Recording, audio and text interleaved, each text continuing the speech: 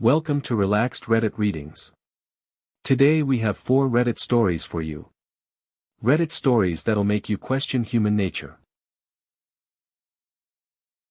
Story 1. My house burned down and my mom made it about her. So my house burned down while I was inside, and now my mom's acting like I'm the problem. Let me explain this absolute mess. Back in January 2024, I was literally inside my house when it caught fire. I managed to escape, but we lost everything. I mean everything. Since then, I've been struggling with PTSD pretty badly, which honestly makes sense when you almost die in a fire, right? My family and I had to move in with my older sister while our house was being rebuilt. That part was actually great, she was supportive and understanding. But then we moved back into the new house in 2025, and that's when everything went to hell. My living situation is absolutely terrible now. I have to share a room with both my younger siblings, and there's zero privacy. But the worst part? My mom has completely changed. She's become this controlling, manipulative person who treats me like I'm some kind of burden. She constantly makes comments about my mental health, acting like my PTSD is just me being dramatic. She'll say things like, "You need to get over it already," or "Stop using the fire as an excuse." Like, excuse me? I almost died. The breaking point came when she started limiting what I could do, where I could go, even what I could eat. She'd make these passive-aggressive comments about how I should be grateful for everything she's doing for me, completely ignoring that I'm an adult dealing with legitimate trauma. I finally decided I couldn't take it anymore. I've been secretly looking for my own place and saving up money. Last week, I found a small apartment that I can afford, and I put down a deposit. When I told my mom I was moving out, she completely lost it. She started screaming about how I'm being ungrateful and spiteful, how I'm abandoning the family when we should stick together after the tragedy. She said I'm only doing this to hurt her and that I'm being selfish. My younger siblings are upset because they think I'm leaving them behind. My older sister thinks I'm doing the right thing, but even she's worried about the family drama this is causing. The thing is, I don't think I'm being spiteful. I think I'm trying to save my mental health and build a life where I can actually heal from what happened to me. But my mom is making me feel like I'm this terrible person for wanting independence and space to process my trauma. She keeps saying that family should stick together during hard times, but she's not acknowledging that her behavior is part of what's making this time so hard for me.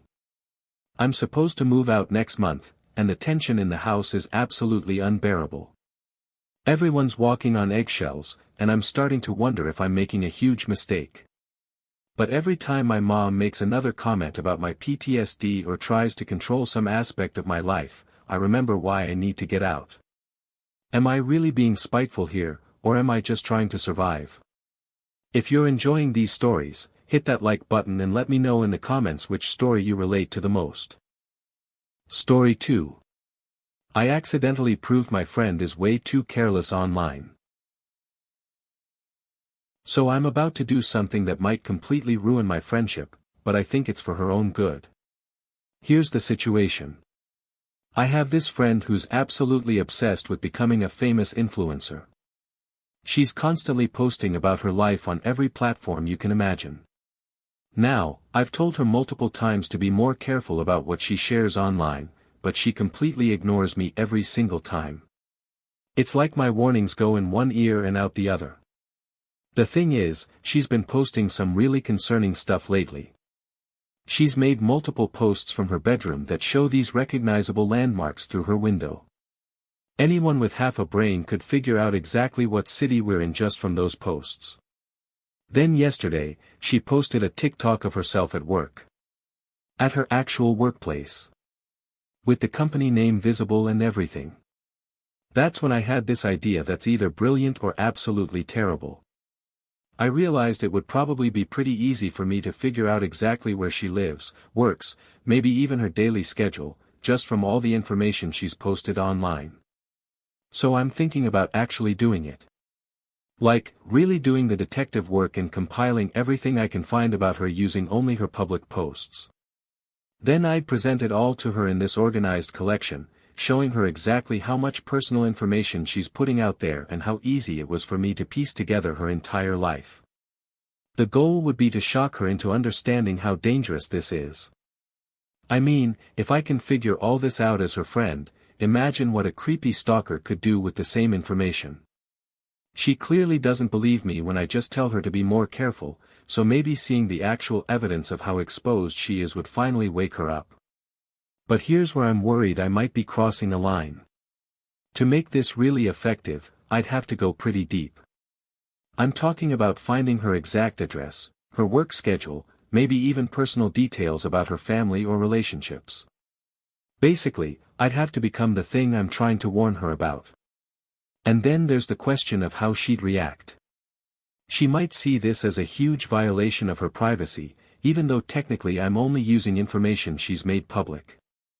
She might think I'm some kind of creep for going to these lengths, or she might feel like I'm trying to control her life. There's a real chance this could backfire completely and she'd never trust me again. On the other hand, what if something really bad happens to her because she keeps putting all this information out there? What if some actual predator sees her posts and uses them to track her down?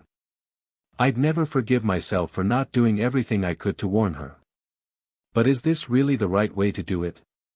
Or am I just justifying some seriously stalkerish behavior by telling myself it's for her own good? Would I be the worst friend ever for basically stalking her to prove a point? Story 3. The Great Pierogi War That Split My Family. So I just got kicked out of Easter dinner over 36 handmade pierogis, and honestly, I don't even know where to begin with this family drama. For the past 10 years, my grandma decided that all our family dinners would be potluck style, which seemed fair enough. Everyone brings something, everyone eats, everyone's happy, right? Wrong. See, I have this 36-year-old cousin who's a vegan bodybuilder, and somehow every single family gathering became all about accommodating his diet. At one point, 70% of our Thanksgiving dinner was vegan because of this guy. Look, I don't care that he's vegan. That's his choice, and good for him. But the fact that the entire extended family had to completely change how we do holidays just for one person. That always rubbed me the wrong way. Anyway, last Thanksgiving, I decided to make something special. I spent hours making 36 handmade pierogis from scratch. We're talking about rolling the dough, making the filling, the whole 9 yards. It's not exactly a quick process. When I arrived at dinner, I put my pierogis on the main table with all the other food, and that's when my cousin approached me. He asked if the pierogis were vegan, and I told him no, they had cheese and butter in them. Then he had the audacity to ask if I could make him some vegan ones right there on the spot. I looked at him like he was crazy and said absolutely not. Do you know how long it takes to make pierogis? Plus, I didn't bring any vegan ingredients with me because, honestly, why would I? But here's where it gets really weird. After I said no, he went and complained to other family members that I was being inconsiderate of his dietary needs. Then his mom, my aunt, came over and suggested that maybe I should give him some of my pierogis anyway and he could just pick out the non-vegan parts. Pick out the cheese and butter from a pierogi? That's literally impossible. The cheese is mixed into the potato filling, and the butter is in the dough itself. You can't just pick that stuff out. When I explained this, she got frustrated and said I was being difficult. Then my cousin himself came back over and said that since the family had been so accommodating of his diet for years, the least I could do was share my pierogis with him, even if they weren't perfectly vegan. At this point, I was getting pretty annoyed. I told him that these were my contribution to the potluck, I'd worked hard on them, and if he wanted vegan food, there was plenty of other stuff on the table that had been made specifically for him. That's when things really escalated. My aunt accused me of being selfish and not caring about family unity. My cousin said I was being exclusionary and that food should bring people together, not divide them. Other relatives started picking sides, and suddenly my pierogis became this symbol of whether or not I accepted my cousin's lifestyle choices. The whole thing was absolutely ridiculous. Eventually, my grandma stepped in and said that maybe it would be better if I didn't come to future family gatherings if I was going to cause this kind of drama. So now I'm banned from Easter dinner, and half my family thinks I'm some kind of monster because I wouldn't hand over my homemade pierogies to someone who couldn't even eat them properly. Am I really the villain here for not giving away food I spent hours making? Story 4. My neighbor learned not to mess with my garbage. So I live in these townhouses on a reservation in Ontario, and I just had the most ridiculous parking war with my neighbor that ended with me literally blocking their car in with garbage bags. Let me paint you the picture here. Each unit gets exactly 2 parking spaces, and there's no visitor parking anywhere in the complex. I have 1 car, so I've got an extra space. My neighbor, on the other hand, somehow has 3 cars they're trying to park. Now, I'm generally a pretty reasonable person. I don't have visitors very often, so I usually don't mind when my neighbors use my extra space when I'm not using it. But here's my system: I always put my garbage out in that visitor spot so I don't block my own car in when it's time for pickup. It's just logical, right? Well, apparently my neighbors saw my garbage routine as some kind of invitation to completely take over my space. They started moving my garbage bags to make room for their cars, just pushing them aside like it was no big deal. At first, I thought maybe it was an honest mistake, so I didn't say anything. But then it kept happening, week after week. These people would literally move my garbage bags, park their car in my space, and leave it there for days. So I decided to have a conversation with them about it. I went over and politely explained that while I don't mind them using my extra space occasionally, I need them to stop moving my garbage because that's where it needs to be for pickup day. I thought we'd reached an understanding. Boy, was I wrong. The very next week, I woke up to find they'd moved my garbage again and parked their car in my spot. But this time, they just left my garbage bags sitting randomly around the parking lot. Some of them had been torn open by animals overnight, and there was trash scattered everywhere. That's when I decided I'd had enough of being the nice neighbor. This past Tuesday was garbage day, so Monday night I came up with my little revenge plan. Instead of just putting out my usual 2 or 3 bags, I gathered up several weeks' worth of recycling in extra bags I'd been storing in my garage. I strategically placed about 8 large garbage bags in my visitor space, positioning them so they completely surrounded where my neighbor usually parks their car. But here's the really petty part: I waited until after they'd parked their car to put the garbage out. So Tuesday morning, they woke up to find their car completely boxed in by garbage bags on all sides. They couldn't get out without moving every single bag, and since it was pickup day, they couldn't just throw the bags somewhere else because the garbage truck was coming. I watched from my window as they had to carefully move each bag, get in their car, back out, and then put all the bags back. The garbage truck came about an hour later, so they basically did all that work for nothing. Later that day, they came over to complain, saying I was being ridiculous and that it was just a parking space.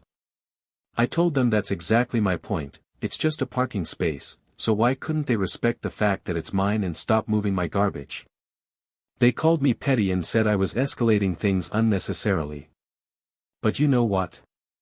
They haven't parked in my space or moved my garbage since then. Sometimes you have to fight petty with petty, right? Was I wrong to trap their car with garbage bags? If you enjoyed these stories, drop a comment telling me which one was your favorite. And if you want more relaxed Reddit readings, make sure to like, subscribe, and hit the bell so you never miss a video. Thanks for watching. If you enjoyed these stories, like, comment and subscribe for more relaxed Reddit readings.